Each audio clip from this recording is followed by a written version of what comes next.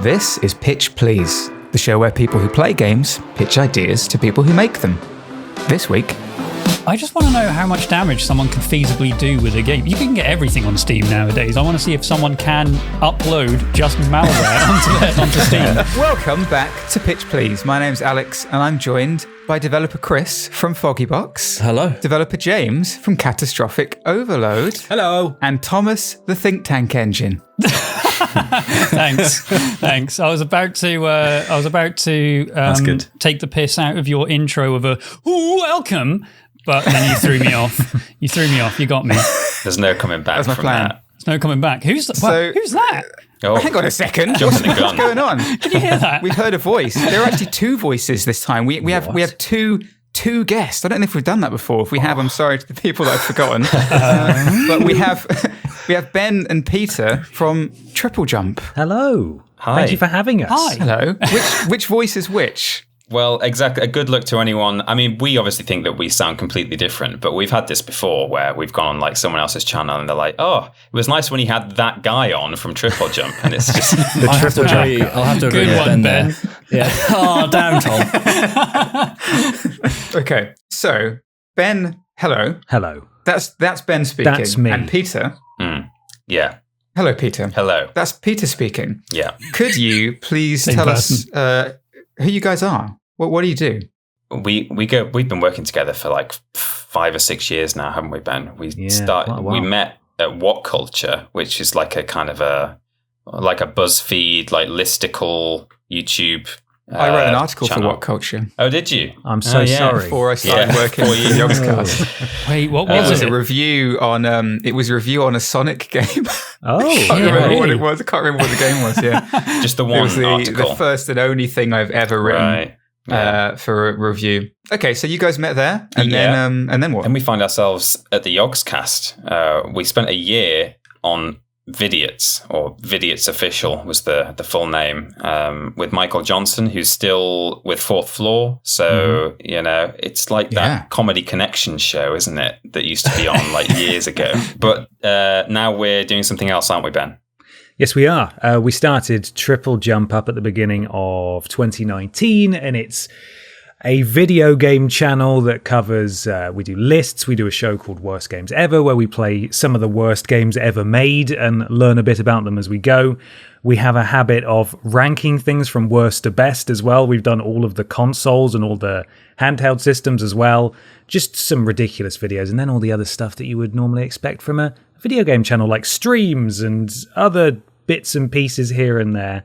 And we've been doing that for the past couple of years. What about game pitches? Do you do game pitches? Well, No. we Wow. don't yet. We actually thought about. Well, we'd been talking. We might now. About a year ago, we were like, "Oh, we could do a thing where we just come up with like silly game pitches. We have to like draw the box art and stuff, maybe something like That'd be that." hilarious. Stealing our idea, Tom. I'm giving away a good idea here, but and then we were like, "Oh, if we go on Pitch Please now, like if we then start doing a pitch related show, that's just going to look like That's it. we It's dead now. Yeah, Can't it's, do it. it's on record now. Yeah, I'm no, afraid we you would can't do that. we would come down on you hard if you did that. You would, You yeah. wouldn't be that the shit first to down. come down on us legally either. So. Okay, if you're listening to this and you haven't heard us before, the way this whole thing works is we invite a guest, or in this case, guests on, to pitch Tick. an idea for a game. And Untick. they will give us a little pitch, an elevator pitch, and then we're going to spend the rest of the show talking about it, all trying to throw in our own ideas into the pot, figuring out how we're going to make a game that we would all want to play. And we'll see if we get there. It doesn't always end like that. We don't always all want to play it. But at the end, we do all at least usually lie about that fact. So we can end on a high note. Yeah, we have to end on a high note. Wow, this game sounds amazing. Yeah, I'll definitely remember this one. So because there are two of you, that means the pitch should be twice as good, right? Yes, Maybe, mathematically, that does make sense. Or are you going to be taking it in turns? Well, a word each. Maybe. I must admit, we've not rehearsed. So, but then I suppose you don't for an elevator pitch. You step into the lift and then you have to. We've got a slightly diverging sort of idea of how this game should work as well. So the basic gist is the same, but there is a variant on it. Oh, Right, I like it. okay. Okay. We're in the elevator right now. Surprise, it's us. Peter, do you want to tell him? Go on, tell him. Sure. Well, the broad kind of setting or like objective or theme or whatever is that you are investigating the alien conspiracy, the kind of stereotypical government cover-up, Area 51 sort of thing. And that was kind of the initial thing that I kind of put out there. And then Ben was straight in with, you really like the way that Hideo Kojima and like various other game series play with breaking the fourth wall, and using like the hardware as kind of so for example, when you fight Psycho Mantis in Metal Gear Solid, there's the whole thing where you read your memory card and things like that, and then you can, was it I want to say Deadly Premonition, but it's not that. Eternal Darkness, is that the game where there's the madness mechanics, and it like turns your TV volume down? Yeah, I think I know what you mean. Yeah. So Ben was like, oh, we should definitely like try and include something like that. So then we came up with this idea that you're investigating this alien conspiracy, and then someone is onto you, and you start receiving messages via Steam saying like, hey, back off, what are you doing? And we think you could take it further depending on, I mean, like Ben had an idea with like your disk tray opening on your computer, if you've actually still got one, which I know not many people do anymore. You could do fake blue screens, like in Batman Arkham Asylum, you had that. Yeah. I mean, it would be a lackluster, haunting moment if the game says, oh, look at your computer, and you don't have a disk drive. Yeah. And it's like, your USB ejects. It's been safely removed. Ooh, they're onto me. And you could even do things where it's like, again, it would probably depend on like, it would look really naff if it didn't match your OS or whatever, but you could have it so that it looks like it's deleting files from your computer and stuff. Like it brings up windows that look like they are, at home on your computer. Ben, I don't know if you want to talk about where our ideas differ though. Yeah, so very much my thoughts around this was sort of in terms of grounding it in the realities of game development, and you can absolutely correct me if I'm talking nonsense here, but I thought to make it more of an achievable project to make it a shorter sort of 20-30 minute viral YouTube stream reactionary game, kind of like Slender. So it's sort of a very short title that people can experience in one sitting, and my thoughts were, again, just like Slender, you're dumped in these woods. It's completely pitch dark. You've got a torch.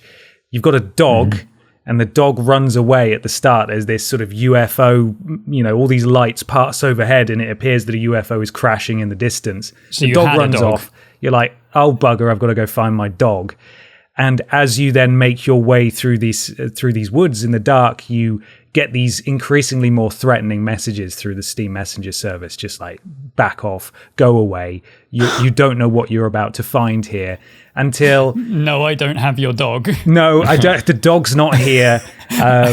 You find maybe the dog's collar at some point. You're like, oh God, what's happening? And then it sort of culminates in this horrific jump scare where this garbled alien face takes up the whole screen. There's loads of static effects, and then maybe the game crashes or it uninstalls itself, and then that's just the end. It's just this small piece of viral content that people refunds itself. That people can react to on YouTube. Like just a short thing. Yours seems like interactable malware, and then Peter's seems like we're going to fake your desktop and really shit you up. Delete System 32. So these are definitely two diverging ideas. Devs, what are your thoughts? I feel like, James, you've got something you want to say on this. The main thought is, can you pet the dog? Or only if you get it, though. You've got to go through the woods to find it. You've got to be able to get it back. So there is a win condition. So you can save the dog. The first thought for me is obviously sending messages through the Steam Messenger service. I don't even know if that's possible. Probably isn't. Well, you just fake it, though. So you could fake. So you'd fake it. So that was my I was kind of seeing where that might be nicer to do it that way is that the Steam's UI doesn't usually change all that much. Whereas if you try and replicate something like the Windows desktop, it's not going to match what you've got, and it might feel a bit wrong. Whereas what you could do is be like, I'm trying to use the dark web, or you're using like obviously a fake desktop, and that is the game. Is like you're interacting with. I think when you launch the game, the first thing that comes up is please add shitbutt69 on Steam. He'll auto accept you. He's just going to send you messages occasionally. So yeah, it's a forced bot account that you have to add shitbutt69. Great, and he'll send you a message every now and then. I don't have your dog. I haven't seen or heard Please add a dog. account, not the government, not the FBI. And then I get. Can you have you can have bot accounts on Steam, right? That is able to track your progress and also send you. Did Doki Doki Literature Club do something similar? I haven't actually played it, but I think it had elements where there were all sorts of very strange fourth wall breaks. But I don't know if it involved messages. Oh, I didn't know that. It was very much within the application, but it did actually overwrite files and dump extra files into. Yeah, you had to do like file management to proceed or something. That's right. Yeah, what? So that sort of stuff is possible. Okay. But on how much of a scale? Files and stuff. Yeah, but like, can you have it, say, open your disk drive, for example, or delete files from something else? You could, but you'd have to. You'd have to run it as like administrator. You'd have to give it the permissions to do so. You wouldn't just be able to do it. But like, you could easily get it to delete files. So you go, it'll be like, you can find hidden files in your recycle bin that weren't there before, and you'd be like, oh, well, here's like a hidden note that says like, don't go to this website, and then you go on your fake browser, you go to Google Maps, and you're like, oh, and don't type in these coordinates, and then you go there, and it's like Area 57, and you're like, oh, I'm onto them. So that's 6 worse than the other one. Some games run it through like an email client, so you might get sent an email. But you want to have it feel more instant, don't you? You want it to kind of be like a chat, sending you messages inside the UI as opposed to like having to tab out and stuff. Now this is going to sound awfully convenient, but Chris, I feel like, and I'm not sure if I've spoken about this on the podcast, but I feel like I've discussed this game idea with you before, a horror game where the game purposefully reduces your frame rate. And you instantly said to me, that sounds like the worst thing that's ever happened. Why would anyone play that? I mean, I say that to you about a lot of things, so this isn't really recalling anything. But I mean, a game can have control over the settings of itself, right? So maybe there are some moments where it just turns the graphics down to 0 and you're like, oh, great, now I'm playing an ugly game. This is the worst thing that's ever happened to me. I like the fact that graphics is 0. What does that mean? There's nothing. It's just a black screen. It's just a black screen. And that the government would be like, oh, I'm going to turn this guy's graphics down to low. That'll show him. He's never going to want to touch his computer again. Maybe it's an NVIDIA game. We partner with them, and they've got control of the NVIDIA like game thing that can change all the settings of your other games. You close down this horror game, you open up another one, you're like, no, not this one too. Change the resolution.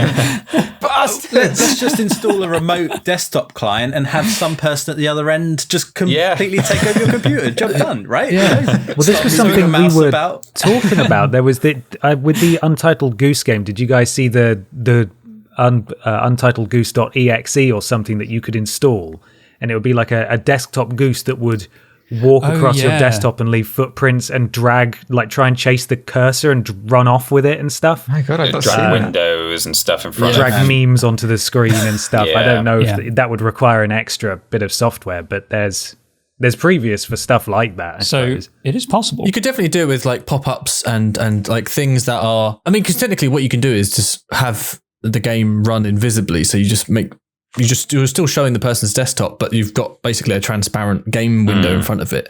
So you could make it look like their thing, and then the pop-ups and stuff could come on with that.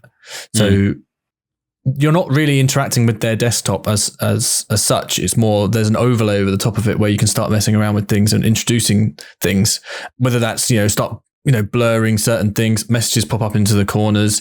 You can like, display their, if they've got a webcam, to try and turn the webcam on and then display their view, your view, the webcam view in the corner or something, so it looks like someone's watching you. Exactly, things like that. Play sounds, like if you've got headphones on, you can play quiet sounds. You're like, what is that noise? I just want to know how much damage someone could feasibly do with a game. You can get everything on Steam nowadays. I want to see if someone can upload just malware onto Steam and just really destroy your PC. Okay, they probably could. So Steam the way I'm thinking about relaxed. This, so for like, Peter, from your initial idea, that it made me think quite a bit of a game called Welcome to the Game. Have you heard of this? No, I've not. I've not played it. I've only had it described to me before.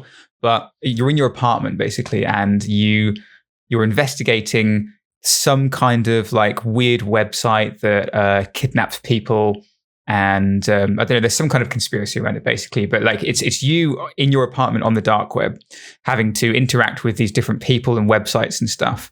And at the same time, you're like ordering things from online and receiving packages. Actually, at your door, you have to get up from your computer and walk around. And there are certain like basically, the deeper you go into this conspiracy, into this like mystery, the more you make yourself visible to these weird, nasty types on the dark web, and the more likely you are to get caught in real life. People are to actually come to your apartment. So the idea of like being like involved, like delving into some kind of conspiracy, but like it mostly taking place in front of on a computer screen, is kind of cool. And there is precedent for that kind of thing. But I don't. Is that how you imagined, Peter, on your side of things? Is that what you thought? Like how you imagined the game? It would mostly just take place kind of in a browser. Yeah, for me, it's like, so I think the main difference between my idea and Ben's is that it's almost like with Ben's, you download a game from Steam and you're playing this game, and then things start happening to you in game. Whereas I almost imagined that even the way you market this thing or like packaged it on the Steam, store, it's as though you're downloading dark web software or whatever. Like you download this app that allows you to like get onto the dark web. So as you're sitting there in real life at your desk, what you see on your monitor isn't an in-game character at their computer. Like you just see, like a browser window or a messaging system or something. So like you as a real human being, you are the actual protagonist of the game, as opposed to a guy walking his dog. But I guess it's a part of the issue maybe is that like we've got ideas of like ways you could do some of these things, but maybe not how you could do lots of them together. So like, for example, you could have like a transparent app with like, pop-ups and things coming up over the top of your desktop or something. But could you also do that and like, have it be able to open your disk tray and also be able to, it's like how you combine all the different I love that you really want the disk tray feature.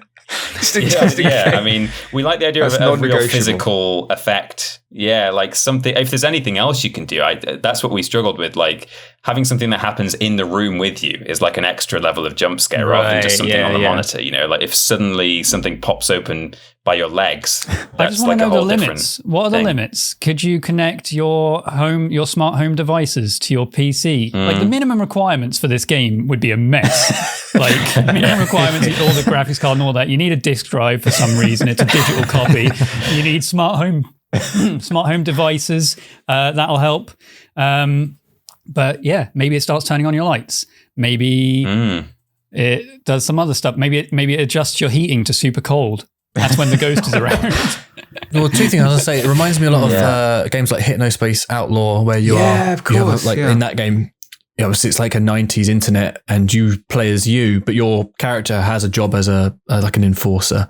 And like games like Her Story, where you're standing in front, you're just looking through files or looking through things. Telling lies as well. And then the other thing I did was I quickly found the code for how you actually open a CD tray in C#. Really? Okay. So that is, it's doable. You can do it. Obviously, they need to have a CD drive. Made already. And reading and writing files on the fly is how you make like save files. So like that's one like the basic thing. You can do that. You could like fill a notepad full of garbled text, and maybe they have to decipher it. And you can give them things like that. So that kind of stuff is easy. Again, if they have a disk drive, you definitely can't do it. But disk drive locked in. I think what I originally thought when both the ideas came out was what you said, Alex, about the game you're talking about is maybe at the end of Peter's game, it zooms out. So you think that's the game, and then it zooms out and then becomes Ben. There's a knock at the door, right? and maybe that's the next stage of it, where you hear noises. You slowly hear these noises over time, and you think it's just part of like the computer, but it's actually you're still in a simulated world. Maybe something like that. If you wanted the best of both worlds, I think I don't think it should zoom out. I think you should just open the webcam app, and it's some guy with his dog, recently runaway dog, is what's looking back at you. So it still takes place within this browser or within this OS. But when you look at the webcam, you see the dog just run away. And then you have to figure out the rest of the story from there. I don't know. My dog's run away. I'm going to stay at my computer. Sit at my computer, just send emails out. Missing dog. Please bring him home. I mean, I'm feeling more that it is, like Tom's saying, you're locked to the browser window or the screen window. I played a game recently called There Is No Game, where you, as the protagonist, want to just interact with this game, but the game doesn't want to play a game. So it fights back with you. And I really like that you're clearly the character as opposed to you're controlling an analog within the game world. So zooming out, seeing a player walking around after their dog. I feel like there's an opportunity to be more creepy with that because you feel like you are being spied upon as opposed to whatever's in the game world, they're the one in danger rather than me. And I think if you give it enough time, you can trick a player into like, okay, lulling them into a false sense of security. They're playing this game. It's clearly a game. But then it goes on long enough that you're right, okay, I'm interacting with it. I think I just heard a noise. What was that? Was that in the game or was that outside? And the screen just flickered a little bit. The frame rate dropped. What was that all about? Like little things that you could do to sort of trick the player into thinking. Gaslight the player. Yeah, exactly. Yeah. I think there is something there for sure. What the grander game is, I think, the whole alien investigation Area 51 thing.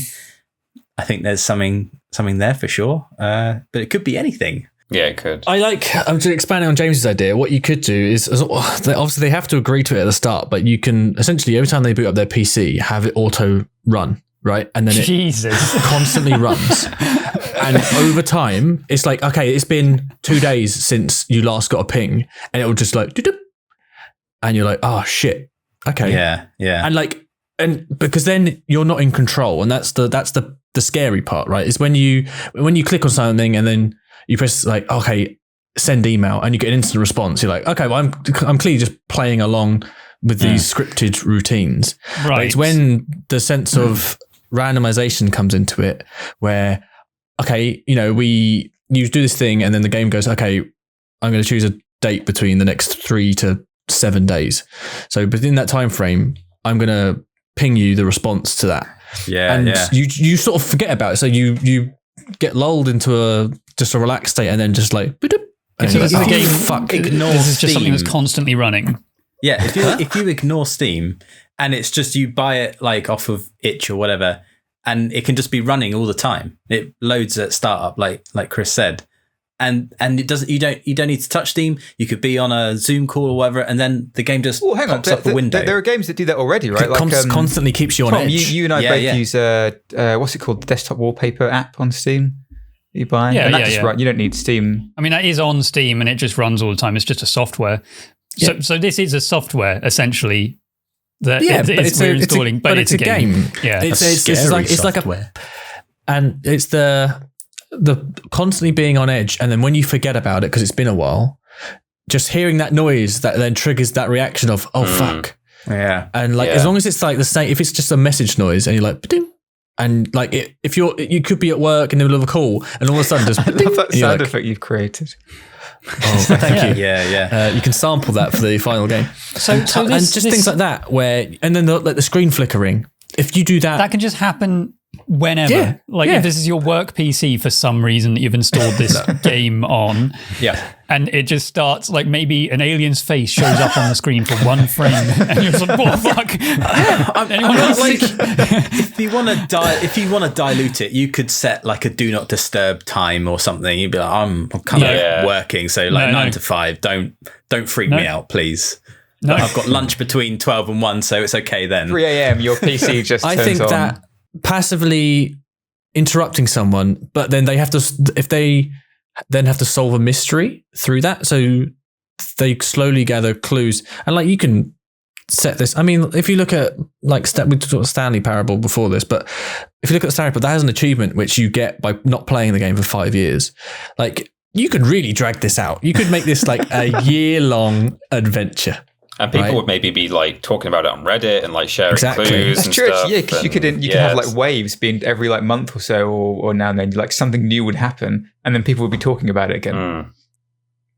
Yeah, and like it could be cryptic messages, and everyone's like, okay, maybe we work as a community to solve this. Yeah. Or maybe, there's some guys just doing it themselves. And I think that is really exciting because of how unnerving it could be. Yeah. If you really want to, because the biggest sort of fear of that is not knowing what's going to happen and when. And that's like, if you take that control away from people, that's where you start to creep people out a little bit. If that's the idea of the game, if we're not going for like, let's really, fuck with some people, then that's fine. If you are, I think that was our goal. I desperately, I mean, I want this game to have no do not disturb option. I want it to be running on your PC 24/7. I was thinking, when you buy the game, you also have to install an app, so it's on your phone too. I want this to be on the very edge of just being a virus, but just fun enough for you to be like, no, trust me, it's worth it. Have you ever seen Cicada 3301? That rings a bell, but I also have no idea what it is. There's a YouTube video about it, but it was like 9 years ago. It was just these series of puzzles that were just released. I think they're on like 4chan or something. It was just like, hey gamers, it's me, Cicada 3301. They didn't say that, but they had these really, really difficult puzzles that it would just release. And if you solve the first one, it will take you to a website. If you go to the website, it gives you like this other cryptic thing. And I think none of them ever got solved. It was to join a hacking group, I think. Yeah, it like no one. I think someone got contacted, and just really intense, difficult puzzles that I don't know if ever got completed or anything, and they haven't come back since. But that sort of alternate reality, or did they? They got me. Alternate reality, sort of ARG, is that what it's called? Yeah. ARG. Where maybe that's the types of puzzles that you're solving. Maybe it does last just a really long time as this software in a PC. Maybe it's a big online experience. It's basically getting to the center of the cube, Peter Molyneux style, but it's hard puzzles but without on a disappointment. virus. Without disappointment. Right, yeah. It will be disappointing because we haven't got a thing at the end. We should get him back to write it. We always do this. We always all roads lead to Molyneux. But yeah, I thought that would be if that was just a lead into invitation to some hacker group or Giga Mensa or whatever the hell it was, then the Mensa above Mensa. Sure. Then maybe that could be an approach, or it is just some way to break into area, what was it, 57 you said earlier? 57, for copyright reasons. And steal all their info, find out about all those aliens. But the aliens are trying to stop you.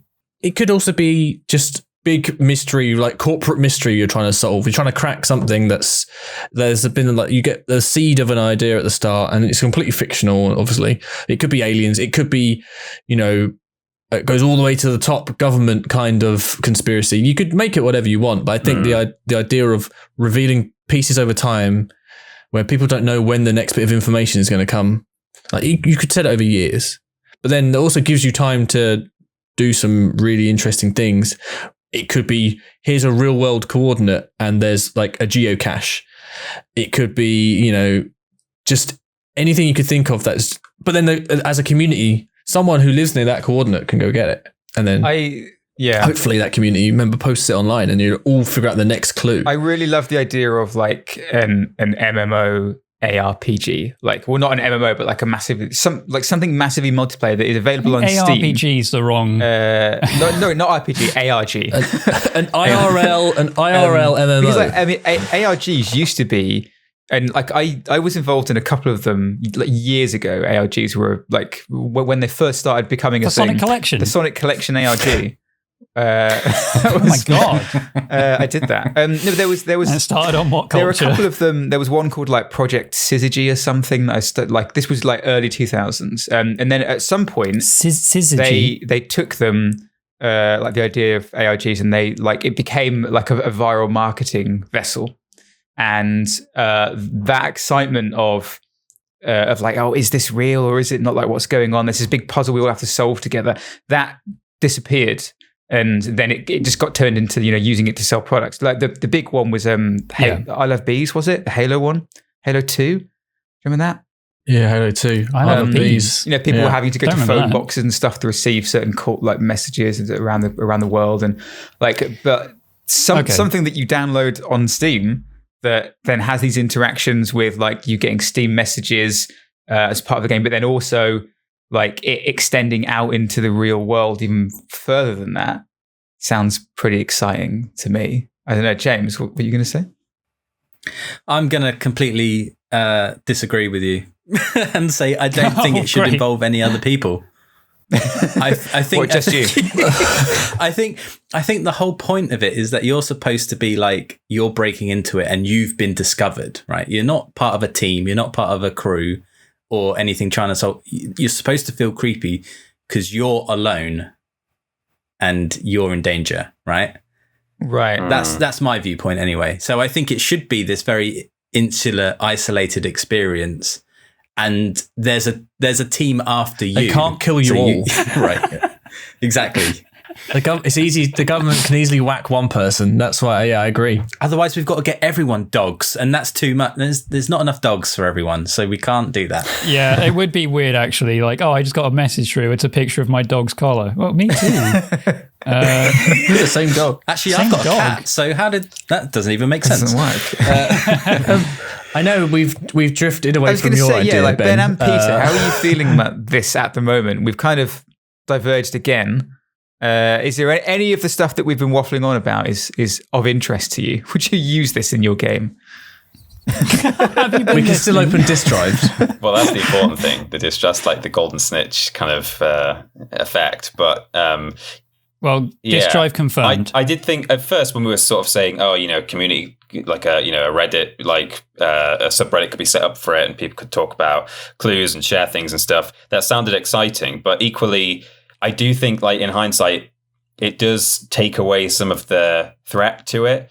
It's like horror movies where it's one person lost in the woods or like two or three people lost in the woods compared to, I remember watching Saw 2 for the first time and I was like, this isn't scary. There's like 6 of them in there. I'd be fine with this. Like, obviously I wouldn't because you're going to get your hand chopped off or whatever, but it just felt less threatening because there's like a whole team of you and you're like, what can this guy do to us?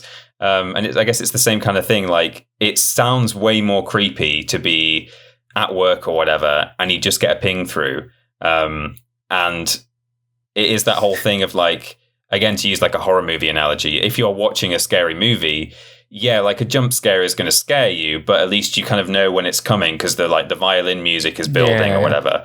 But if you're just like sending an email for work or something, and then suddenly out of nowhere you get, well, we're going to need the sound effect, I think. Sorry. But there it is. Then that's going to take you by surprise. You never, unless you're going to constantly have in the back of your mind, by the way, that thing's running. I got to remember that the software's running at all times.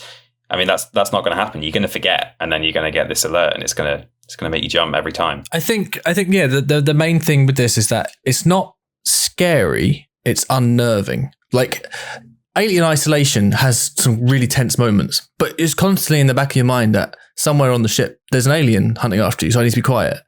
And you don't have time to forget about it and relax and sort of do other things. Well, in this, you do have that time and you do forget about it and you do go on regular, like you carry on with your life and then just, and it's that and you're like, instantly like, oh God.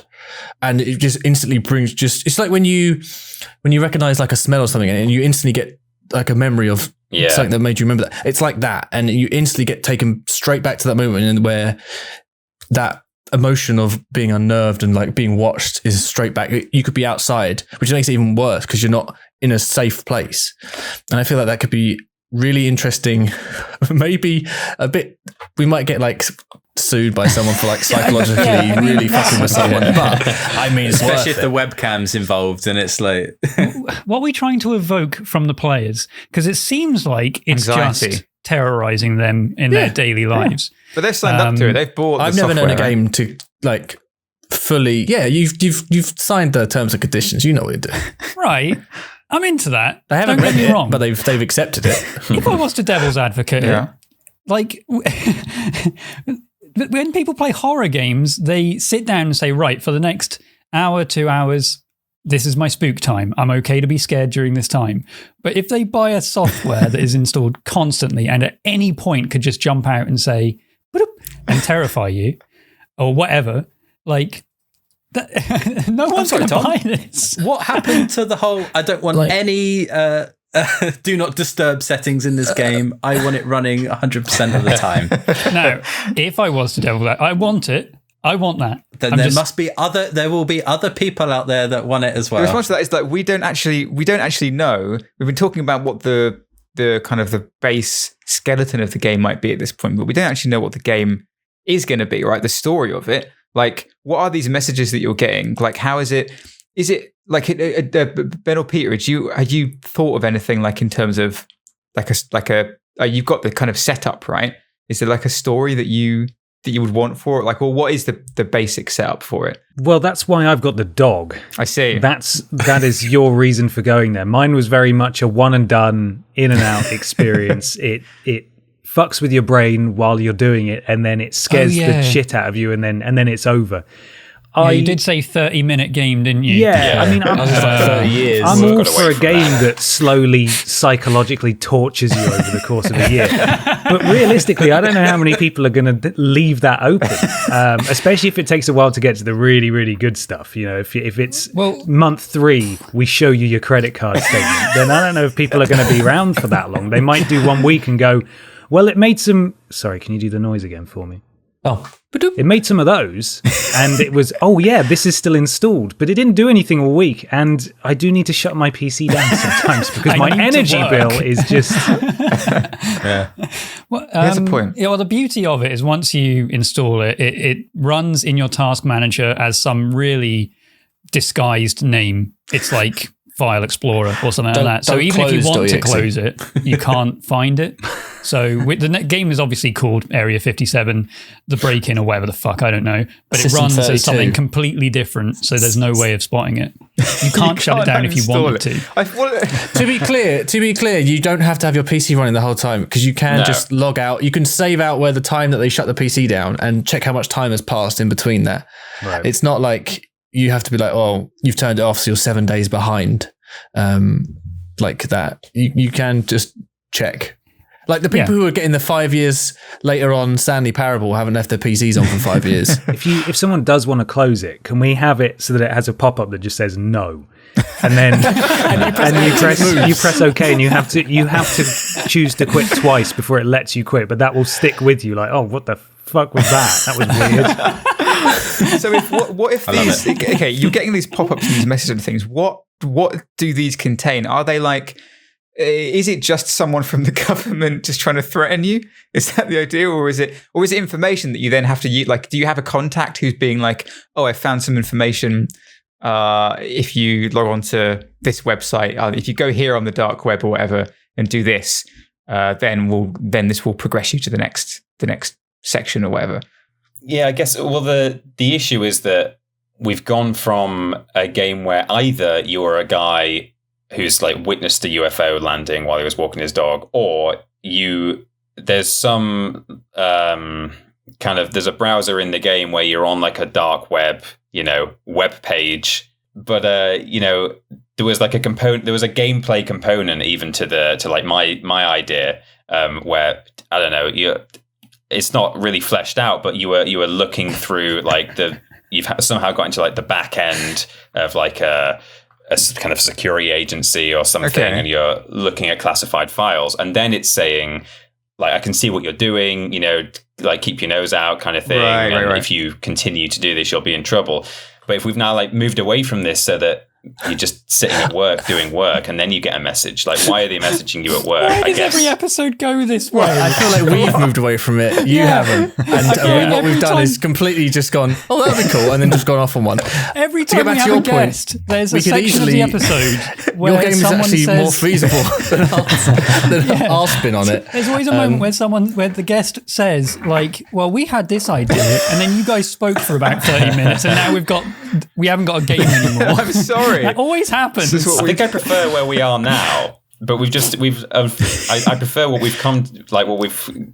He's being diplomatic. Like come up with collectively. No, I was going to say I like what we've come up with collectively, but unfortunately, it seems to have lost the narrative. Is the only thing. Yeah. Like, I mean, the shared DNA between Peter and Mai's approach is that the game fucks with you, and so this is just a natural evolution of, well, how much can it fuck with you if it was on all the time and you couldn't turn it off? I really love the idea of it just being like a persistent thing where you're getting these, like, in my head at least, if you're getting these messages from a fake contact that is someone you're working with who will send you information where you're like, okay, I need you to go onto this website or research this for me, and then get back to me when you have the information.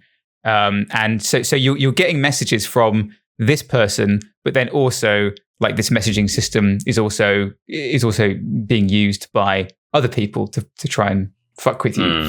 I mean, to kind of tie the lore together, it could be that you were out taking your dog for a walk, and then you see the weird alien shit, and that's what's then prompted you to go and open this piece of software in the first place and start trying to find out. I'm pretty sure I saw something. They've taken my dog, for fuck's sake. And then you're trying to solve this.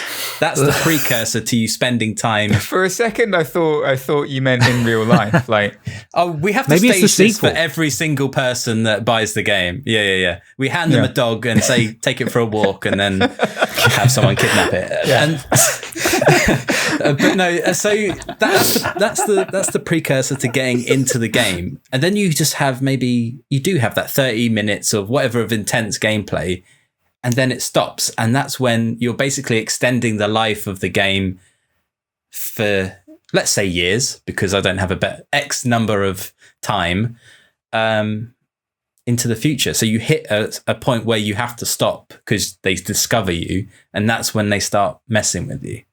I think there's something there. I think it could be cool. Well, mine was just going to say, like, I really like the idea of what you said in terms of, like, you're doing the work for someone, and that's what starts getting you in trouble, right? And then, but also you replying back to them with maybe, obviously you can, with the game, if you type something in, we can reference it against the actual answer. So if you type in the right thing, then you're like, oh, thank you, that helped. Or if not, you'd be like, oh, keep looking, that didn't really help. And then you can gamify it a lot quicker, and then we can have a nice back and forth, and then you're back in control of how the game progresses, and then from that you can hit those key points to be like, oh, you've helped me out a few times, I think they're onto us, and then okay, and then you start seeing stuff come through and be like, stop doing this, like. And to get back to more Peter's original idea, that's how I would do it, where you are the man in the chair for someone else, and as you research, like, there will be like fake websites, and you'll be like, okay,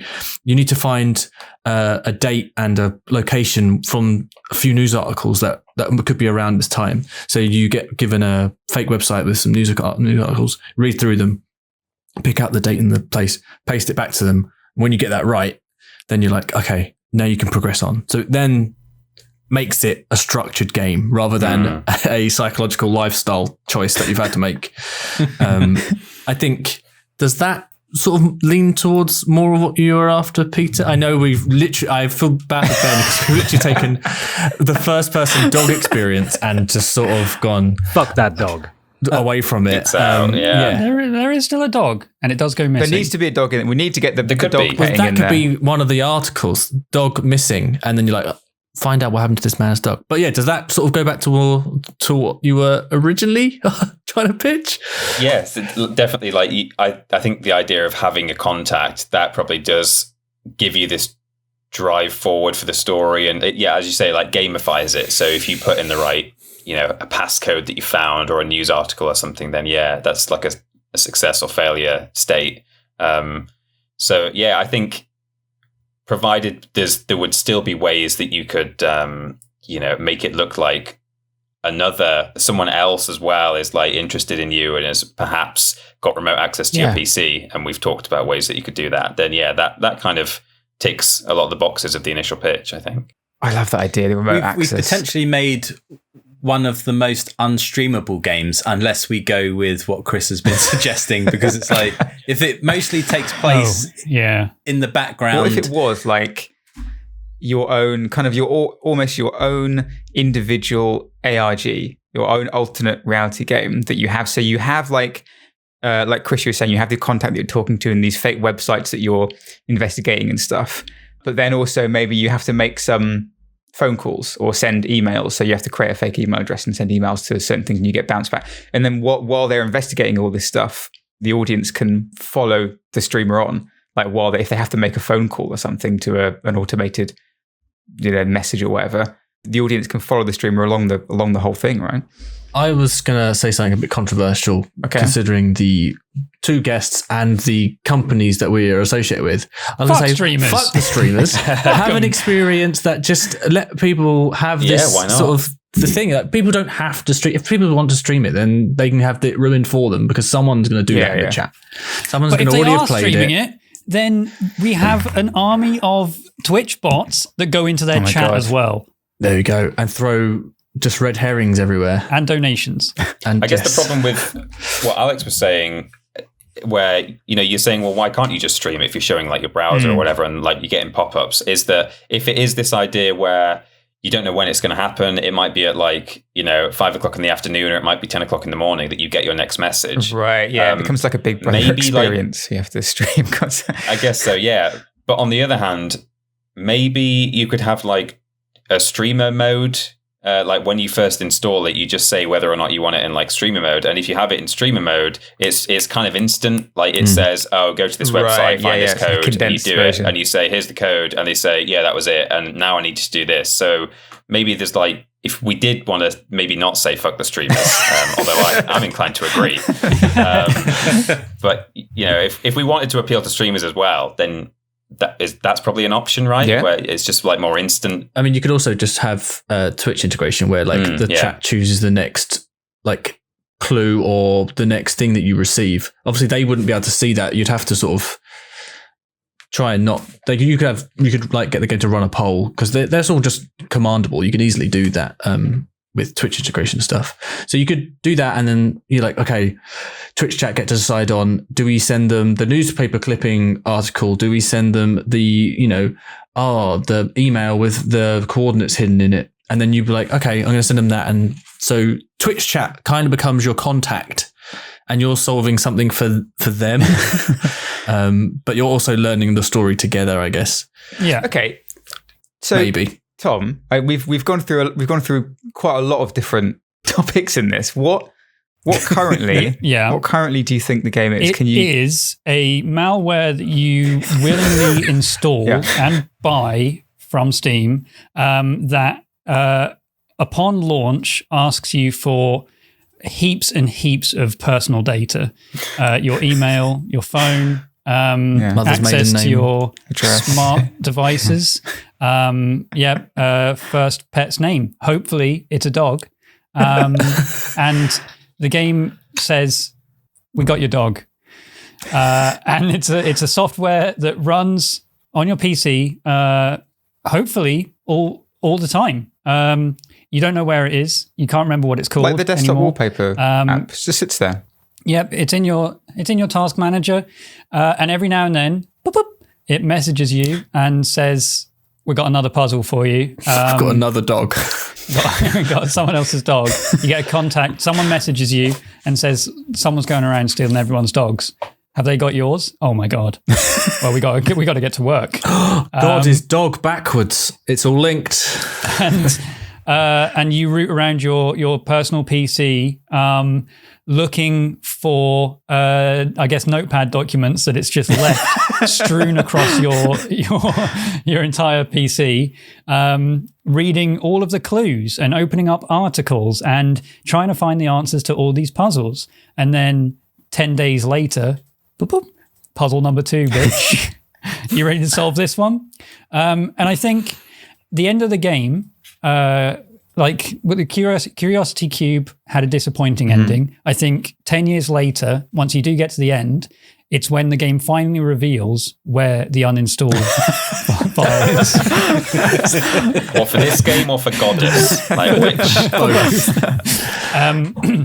But yeah, throughout the entire experience, whether it's 10 years or 10 minutes in streamer mode, the fuck you streamer mode, it is constantly haunting you in various different ways, changing the resolution of your computer, opening it opens your disk tray, it calls you up. You've installed an app, and every now and then you'll get a message saying like, "Oh, I saw you went to Morrison's the other day. How'd you find that? Did you enjoy that great, pizza? Right? What'd you buy?" That's what Google does already. Yeah, mine does that. It's like, yeah. Did you enjoy your trip tomorrow? I'm like, I didn't go there. And it's like, thank you for telling us. Yeah, but this one, no. Now we know. I was thinking maybe because you were saying that when it was a big community game, which we've moved away from, maybe if you install the app on your phone, maybe there could be personalized, like the game just randomly selects a location, I don't know, a mile away or whatever, and just says, right, there's something here on the map where you are, you need to go do that. And that's a way you can solve a puzzle. Maybe the game says you need to get away from your computer and your house for 10 minutes and it tracks you on the map and it's like, and that's a way you can solve it. And you're like, why do I have to leave? But I got to, because otherwise I'm going to lose the game that I've spent 5 years playing. So it forces you out of your home. For a week. What if you cannot download this game if you're 8 or something? Like, sorry, man, I'm just going out before I die in the game. I'll be a mile away for a bit. Hopefully I don't get murdered. The man's sending me messages. A man's turned my webcam on and opened my disk tray. Maybe there should be an age rating for a psychological thriller. I have no idea who would buy this game or how we'd get past everyone saying like this is just ripping your data. There's no way that people will look at this and say, yeah, this is a reputable company that is definitely not selling our data. Even if we don't, we are asking for so much for them to just enjoy this game. We're not asking for anything. Terrorized by it.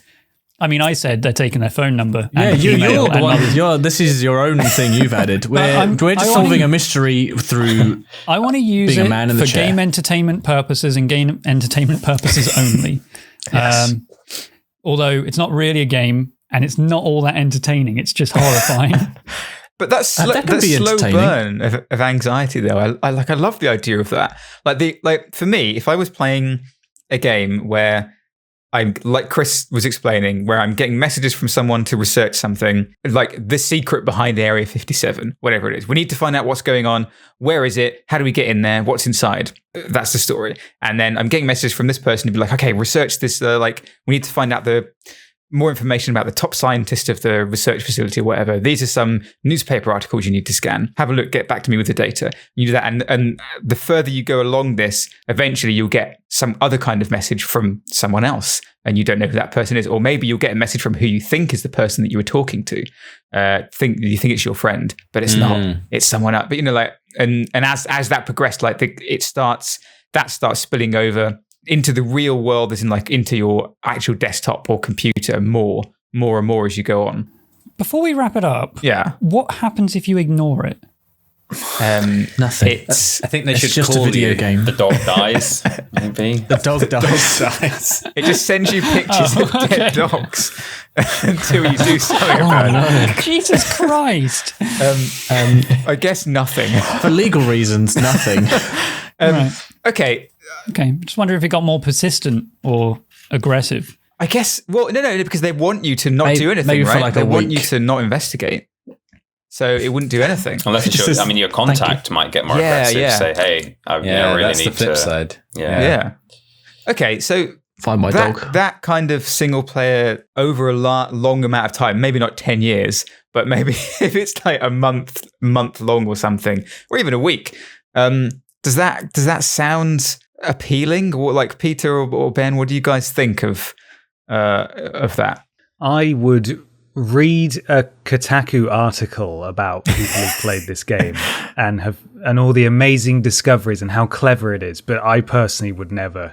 I wouldn't go anywhere near it myself. I feel that's partly that you're not a huge horror fan, though, right? Well, yeah, but equally the spooky game about the dog running through the woods, I thought that's not something I'm going to play. True. But it's just something that would unsettle people. Very reactionary content designed as such. Yeah. That would be more up my alley in terms of, I'd watch someone play through that and get spooked to completely overreact for entertainment purposes. But in terms of a sort of more slow burn game like that, I'm all on board with fucking with the players. Like that was we sort of worked backwards from how many ways can we break the fourth wall and really upset people, and then invented this UFO scenario around it. But for me personally, it's not something that I would personally be interested in playing, but it definitely sounds interesting. It's too anxiety inducing. Yeah. And Peter, what is it? I mean, I know this is probably closer to your idea initially. Is it close enough for you to want to play it? Well, in a way, it's like it's different enough that I'm kind of more intrigued by it. I think like we've taken what we started with and developed into something more interesting. I think like it. At first it was just a browser, like a fake browser, and you're on like thedarkweb.com and you find some pictures, it sends some messages, maybe a couple of hours of gameplay spread over a few days. But this idea where you could just be sitting at work or doing whatever, like watching Netflix on your PC, and you just get a message halfway through. I think that's really interesting, and that's something I've not even considered, that it could just be running constantly. I think that's really cool. So yeah, I think it's great. You're not going to believe this. www.thedarkweb.com. That worked. I mean, you're on it. Shit. God, that was the game for free. Oh God. Tom, are you excited by this? Yeah, I mean, Area 57, it's malware.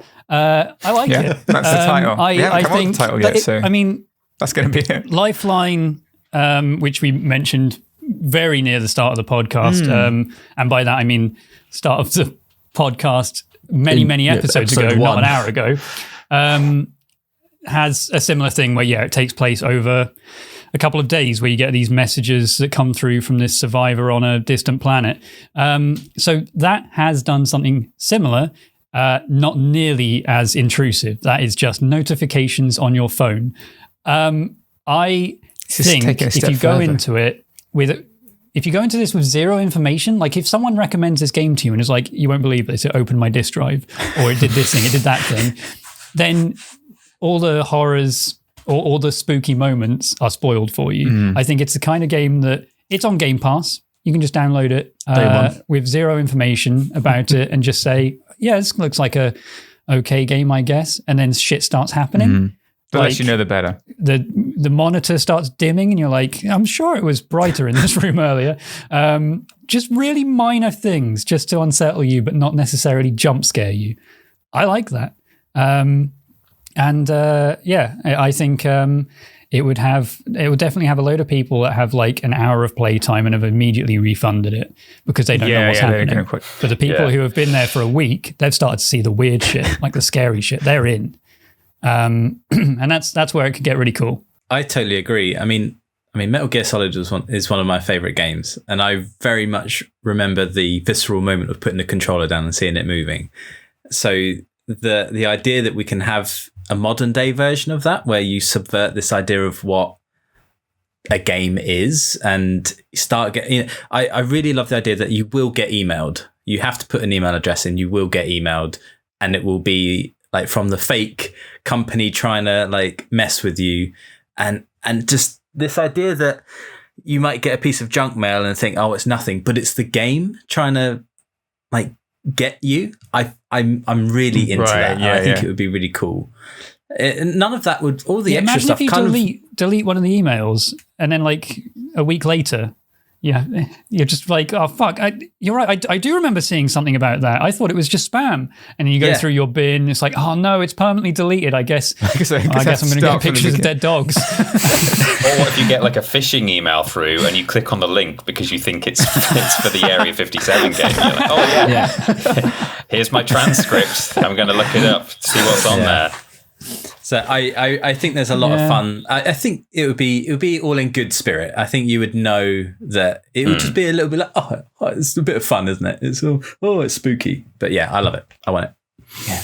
But is it real? Chris, what do you think? Do you like this idea as it is? Yeah, I think for the quick experience, the guy in the chair asking me for like, oh, can you find this date and location in these newspaper clippings? And you reply back, do that. I think you could do that. Could be a few hours and you're done. Yeah. A really nice, simple game. If you want to completely fuck with people, you can spread out, and it's that unnerving that makes it interesting and different. Because obviously, with games, as I said earlier, when you're playing something, it's always on your mind that thing is going to come back, and you sat down to play that game, so that's what you're thinking about. But with this, it's not like a session activity. It's an always activity, and you will just have other things to do, and you forget, and then you hear the ba-doop, and then you're back.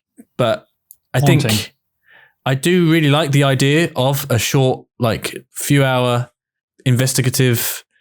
You back and forth between two people, and then over time, other things happen on your computer, and you're like, you're getting like, stop doing this, stop where you are, like, we're coming for you, and like those guys, even though nothing's going to happen, but it's still that the character you're playing, whether it's you or not, something could happen. There are consequences if you carry on doing this thing, and I do think that is a really nice puzzle. It could be like, you could get a newspaper clipping and you've got some numbers and you're like, oh, how do these correlate? And then you realize that those numbers are actually the words in the clipping and they make a sentence. But you don't get any clues of that. So then you reply with that sentence and he's like, oh, you've cracked it.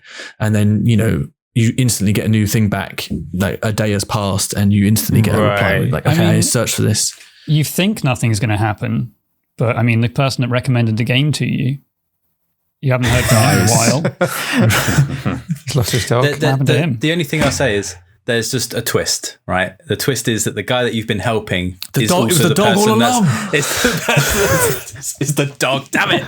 No, it's the person that's been chasing after you as well. So it all comes back round. I don't know. Shut up, Chris. Goddamn dog. God. Sorry, it wasn't the dog all along. I love. And then right at the end, it takes control of your cursor. It navigates to Steam and it rates the game positive. Positive. Buys all the DLC. Overwhelmingly positive. Okay, perfect. Yeah. All right. Well, I think we've got a very successful game just by design. Naturally, if it rates itself. I love the idea of like they just tapping into that old school ARG feeling of like just the feeling of, okay, like I know it's not real, but what if it is? Like just that tiny little doubt in the back of your head, like that kind of like that persistent little bit of anxiety just sitting in the back, just like while you're playing it. I don't know. I love that.